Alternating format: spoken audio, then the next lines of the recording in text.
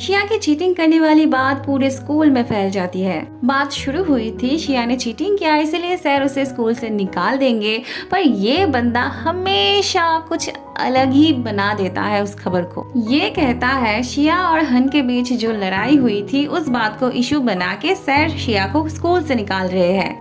Sir को तो अभी भी विश्वास नहीं हो रहा था कि शिया ने बिना चीटिंग किए ही टॉप किया था। इतनी कड़ी पहरेदारी तो 100 स्टूडेंट्स की एग्जाम देने पर भी नहीं लगती। इन्हें स्कूल टीचर कम पुलिस ज्यादा लग रही थी। लिखते लिखते शिया थोड़ी अटक जाती है तो वो सोचने लगती है, अब ये नॉर्मल सी बात होती है ना, हम जब भूल जाते हैं तो हम थोड़ी सोच लेते हैं, पर सर की खुशी तो देखो, वो सोच रहे थे बस गई ये गई, अब इससे और नहीं होगा। वहाँ ये सब शिया के लिए प्रार्थना करने लगते हैं। यकीन तो इन्हें भी नहीं था कि शिया ने सच में चीटिंग के बिना टॉप किया था। एक मिंग को छोड़ के सभी के दिल में थोड़ा बहुत डाउट था शिया को लेके, पर जो भी हो ये सब शिया का साथ देना चाहते थे, उसकी बातों पे विश्वास करना चाहते थे। शिया का पेपर देना हो जाता है तो सब टीचर मिलके उसका पेपर देखने लगते हैं। जिन सर तो थे ही शिया के हर काम में गलतियां ढूंढ निकालने वाले, और इस मैडम को भी कुछ ज्यादा ही समझ में आता था।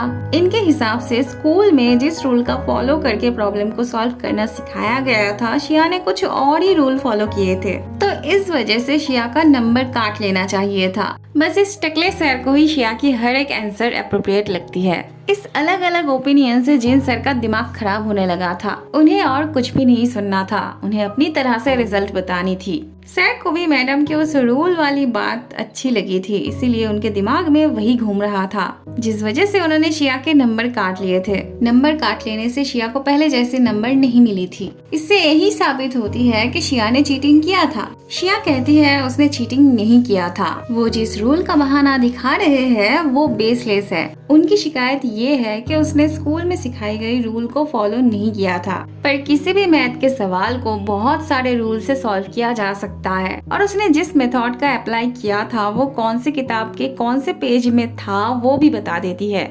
फिर तो सर के पास भी बोलने के लिए कुछ नहीं बचता और पूरे क्लास के सामने शिया फिर से हीरो बन जाती है। शिया को अप्रिशिएट करते देख सर बाकियों को डांट लगाते हैं। वो कहते हैं शिया ने टॉप किया है तो उन्हें किस बात की गर्व हो रही है, वो जरा अपनी मार्क्स की तरफ देखे, उन्हें क्या अपने आप पे शर्म नहीं आती है। शिया सर से कहती है उनकी कोई गलती नहीं है, वो तो आपके पढ़ाने का तरीका गलत है, अगर आप उन्हें ठीक से पढ़ाते तो वो भी अच्छे मार्क्स ला पाते। सर कहते हैं क्या वो फिर से उनके साथ बेट लगाना चाहती है।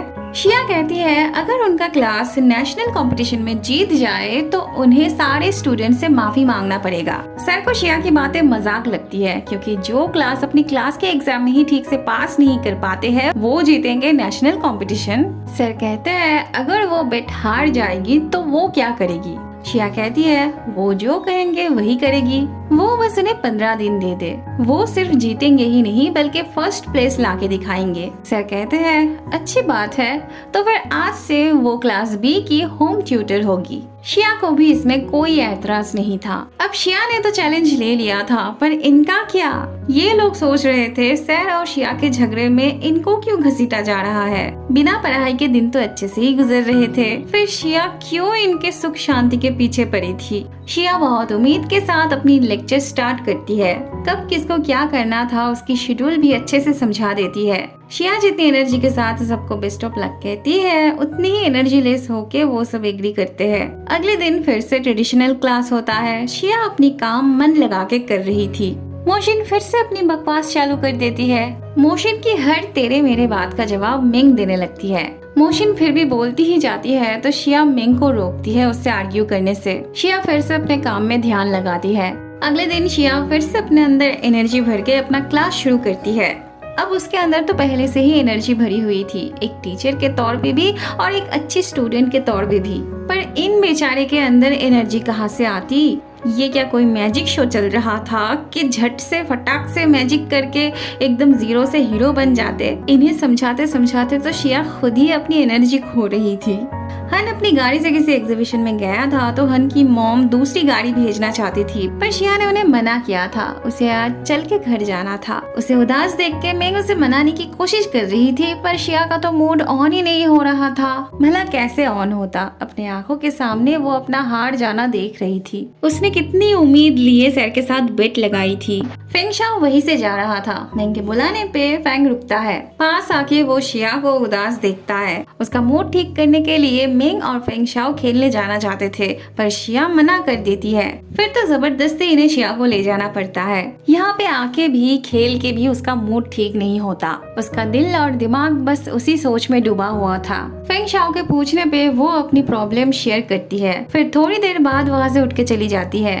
यहाँ पे हमें एक नए कैरेक्टर को दिखाया जाता है जो नाच नाच के भीड़ जमा लिया होता है। उसका डांस वहाँ पे मौजूद सभी एंजॉय कर रहे थे। मिंग वहीं से आ रही थी तो वो भी उसका डांस देख के फिदा हो जाती है। सब अपना काम कर रहे थे और ये चोर भाई साहब अपना। वो बड़े ही खूबसूरती से मिंग का फोन चुरा लेते हैं। मिंग को शक होने पे वो जब चोर कह के चिल्लाती है तब ये नया लड़का उस चोर के पीछे भागने लगता है। चोर भाई साहब भी भागते हैं और ये नया लड़का भी उसके पीछे भागता है और मिंग तो ऐसे भाग रही थी मानो जैसे वो उड़ रही हो। शिया भी चोर की तरफ भागने लगती है।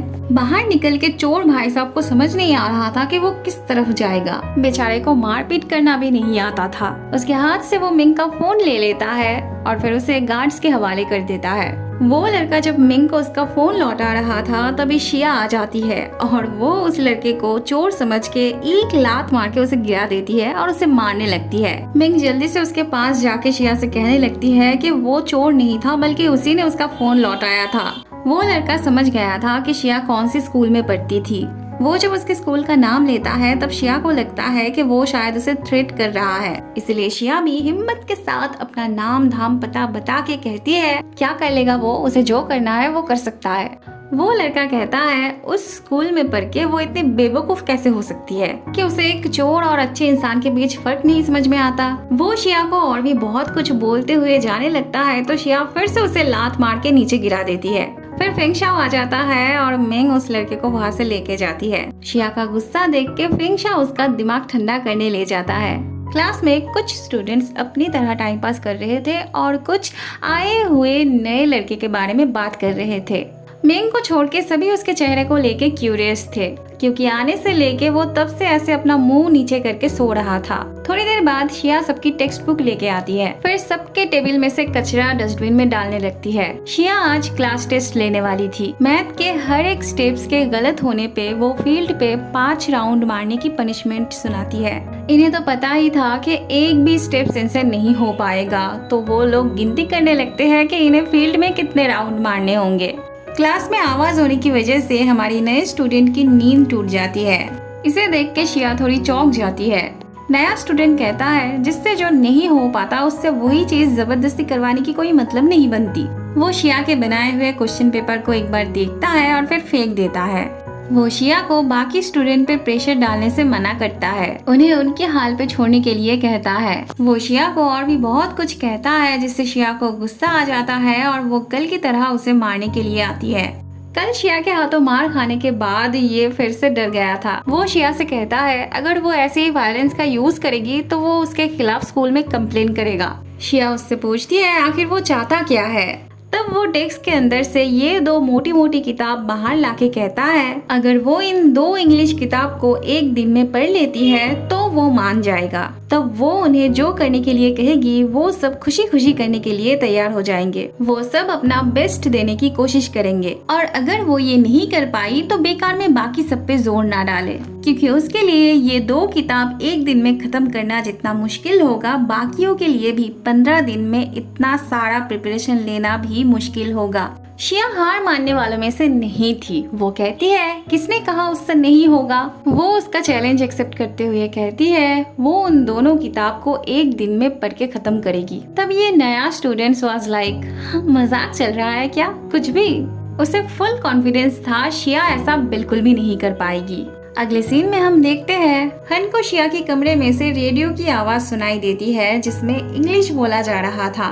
उसे क्यूरियोसिटी हो रही थी तो वो दरवाजे को थोड़ा सा खोल के देखने लगता है। फिर धीरे से दरवाजा बंद करके सोचने लगता है कि उसे अचानक इंग्लिश पढ़ने की क्या जरूरत पड़ गई। शिया की आवाज सुन के वो भागने जाता है और फिर तुरंत ही उसे ख्याल आता है कि ये तो उसी का घर है तो वो क्यों भाग रहा था। तो वो जरा ठीक ठाक होके शिया को आंसर देने जाता है। ऐसे में शिया खुद ही बाहर आ जाती है। फिर शिया एक एक करके बताने लगती है कि अगर उसने आज ये इंग्लिश किताब ठीक से नहीं पढ़ा तो आखिर में जाके क्या होने वाला है। मतलब उसकी किताब पढ़ने के ऊपर उसका स्कूल में रहना डिपेंड करता था। तो वो हन को उसे डिस्टर्ब करने से मना करती है। अगले दिन शिया की एग्जाम देने की बारी थी। शिया से ज्यादा तो इसे कॉन्फिडेंट लग रहा था कि शिया जरूर हार जाएगी, पर इसके छोटे बड़े हर सवाल का जवाब शिया परफेक्टली देती है।